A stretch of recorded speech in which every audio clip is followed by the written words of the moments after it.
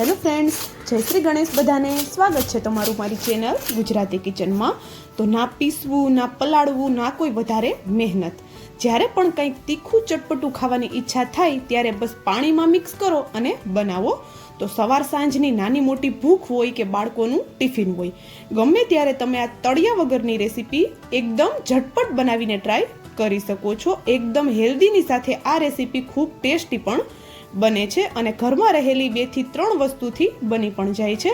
તો વરસાદની સિઝનમાં નાનાથી લઈ મોટા બધાને ખૂબ પસંદ આવે ને એવી રેસીપી ચાલો બનાવવાનું શરૂ કરીએ. તો સૌપ્રથમ તો આપણે અહીંયા એક વાસણ લઈ લીધું છે અને એમાં આપણે અડધો કપ જેટલો ચણાનો લોટ લીધેલો છે. તો ચણાનો લોટ લગભગ બધાની ઘરે અવેલેબલ હોય જ છે. તો આપણે ગમે ઘરની વાટકી સેટ કરી લેવાની છે, એનાથી આપણે બધું માપ જોવાનું છે. તો ચણાનો લોટ જેટલો મેં લીધો હતો એટલો જ સામે મેં અહીંયા ચોખાનો લોટ લીધેલો છે. તો જો તમારે ચોખાનો લોટ યુઝ ન કરવો હોય અથવા તો ઘરમાં અવેલેબલ ન હોય તો ચોખાના લોટની જગ્યાએ શું યુઝ કરવું એ હું તમને આગળ વિડીયોમાં જણાવી દઈશ. તો અહીંયા અડધો કપ બેસન ચણાનો લોટ અને સાથે જ અડધો કપ મેં ચોખાનો લોટ લીધો છે.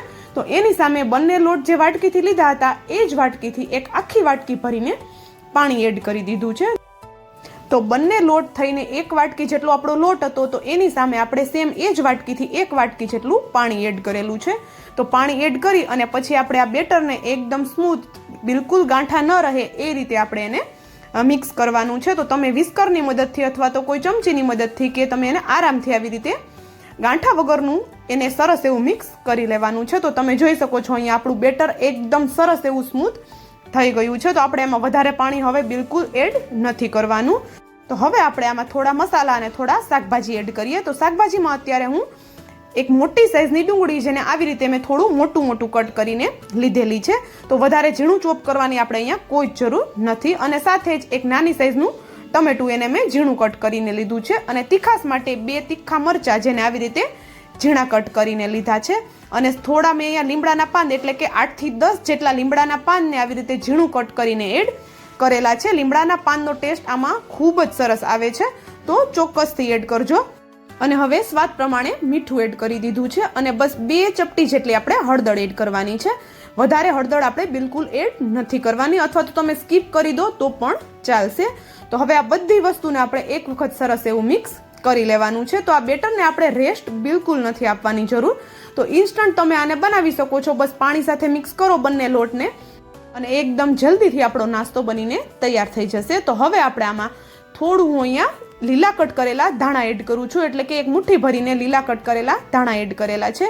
જો ધાણા ઘરમાં અવેલેબલ ન હોય તો તમે સ્કીપ આરામથી કરી શકો છો, કારણ કે આપણે લીમડો પણ એડ કર્યો છે. તો એકદમ સરસ એવી ફ્લેવર લીમડાની તો આવશે જ. અને સાથે અડધી ચમચી જેટલું મેં જીરું એડ કર્યું છે. તમે અહીંયા જીરુંની બદલે અજમા પણ એડ કરી શકો છો. તો તમે જોઈ શકો છો બેટર આપણે અત્યારે કેવું ઘટ રાખ્યું છે.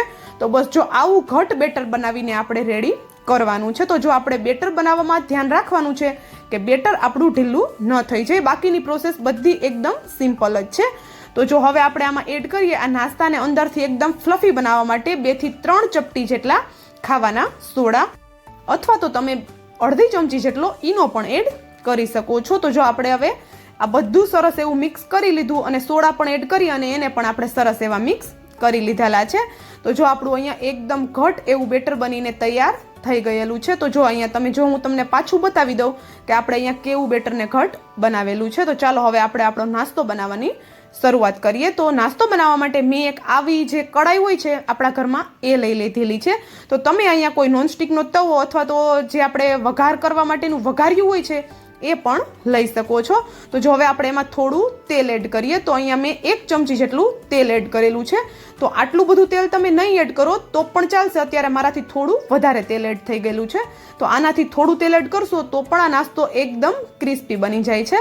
તો જો હવે તેલ આપણું થોડું ગરમ થયું ને એટલે આપણે એમાં કાળા અને સફેદ બંને તલ એડ કરેલા છે. એટલે કે બંને તલ થઈ અને આપણે અહીંયા અડધી ચમચી જેટલા તલ એડ કરેલા છે અને થોડા ઝીણા કટ કરેલા લીમડાના પાન એડ કરી દીધેલા છે. તો તમે અહીંયા તલની જગ્યાએ જીરુંનો ઉપયોગ પણ કરી શકો છો. તો હવે આપણું બેટર છે એને એક વખત આપણે મિક્સ કરી લઈએ અને જે આપણે તેલ ગરમ છે એમાં એડ કરી દેવાનું છે. તો જો વધારે આપણે અહીંયા બેટર પણ એડ નથી કરતા, બસ 1 થી 1.5 ચમચો જેટલું જ આપણે અહીંયા બેટર લીધેલું છે. અને બેટરને આપણે બિલકુલ ફેલાવવાનું નથી, એની જ રીતે ફેલાઈ જશે. અને હવે જો આપણે એને એમ જ ખુલ્લું અથવા તો કોઈ ઉપર ઢાંકણ ઢાંકીને તમે 1 થી 1.5 મિનિટ જેવું એને શેકાવા દેવાનું છે. તો આપણે એને પલટાવવામાં બિલકુલ ઉતાવળ નથી કરવાની.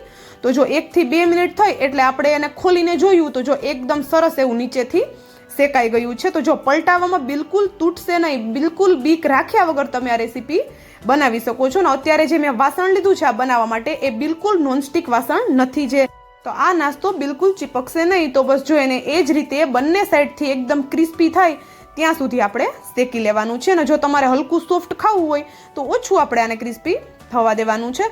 તો જો અહીંયા મેં ચોખાનો લોટ યુઝ કર્યો એની જગ્યાએ તમે અહીંયા રવાનો ઉપયોગ પણ કરી શકો છો. રવાથી પણ આ નાસ્તો એકદમ ક્રિસ્પી એવો બને છે. તો જો અહીંયા આપણે આ શેકાઈને રેડી થઈ ગયું છે બંને સાઈડથી. અને આને શેકાવામાં પણ બિલકુલ વાર નથી લાગતી. બસ જ્યારે આપણે એને પહેલી વખત પલટાવીએ ત્યારે ઉપરની સાઈડ ડ્રાય થઈ જવા દેવાની છે. તો ચાલો બીજું પણ હું તમને બનાવીને બતાવી દઉં. તો જો અહીંયા થોડું તેલ લીધું, એમાં થોડું આપણે કાળા અને સફેદ તલ એડ કરી દીધા અને સાથે જ થોડા લીમડાના પાન એડ કરી દીધા. તો હવે આપણે ગેસની ફ્લેમ સ્લો કરી દીધી અને આપણું જે બેટર છે એને આપણે આમાં એડ કરવાનું છે. તો જો અહીંયા 1 થી 1.5 ચમચો જેટલું બેટર હું એડ કરું છું. તો અને બેટરને એડ કરી દીધા પછી આપણે વધારે એને ફેલાવવાનું નથી, એની જ રીતે ફેલાઈ જશે. અને ઉપરથી ઢાંકણ ઢાંકી અને 1 મિનિટ જેવું આપણે એને કૂક થવા દેવાનું છે. તો જો અહીંયા 1 મિનિટ જેવું થાય પછી હું તમને બતાવું છું. તો એકદમ સિમ્પલ, વરસાદમાં જો કંઈક ચટપટું ખાવું હોય અને કંઈ સમજાતું ન હોય ને કે શું બનાવવું તો તમે આ રેસીપી ચોક્કસથી ટ્રાય કરજો. નાનાથી લઈ મોટા બધાને ખૂબ જ પસંદ આવે ને એવી આ રેસીપી બને છે. અને સાથે જ બની પણ એકદમ જલ્દીથી જાય છે. તો જો આપણે એને એક સાઈડથી એકદમ સરસ એવું શેકાઈ ગયું છે. તો હવે એને બીજી બાજુ પલટાવી લઈએ. અને આ નાસ્તામાં આપણે વધારે તેલનો ઉપયોગ કરવાની પણ કોઈ જ જરૂર નથી પડતી. તો ખૂબ ઓછા તેલમાં એકદમ ક્રિસ્પી અને ચટાકેદાર આપણો અહીંયા નાસ્તો બનીને તૈયાર થઈ જાય છે. અને હા, જો અત્યાર સુધીનો વિડીયો તમને જોયા પછી થોડો પણ પસંદ આવ્યો હોય ને તો વિડીયોને એક લાઇક અને ચેનલને સબસ્ક્રાઇબ જરૂરથી કરી દેજો. અને બાજુમાં આપેલા બેલને પણ પ્રેસ કરી દેજો જેથી કરીને આવી જ નવી નવી રેસીપીની નોટિફિકેશન તમારા સુધી પહેલાં આવે. અને સાથે જ મને કોમેન્ટ કરીને પણ જરૂરથી જણાવજો કે તમને મારો આ એકદમ સિમ્પલ ઘરમાં રહેલી 2 થી 3 વસ્તુથી બની જાય એવો આ રેસીપીનો વિડીયો કેવો લાગ્યો.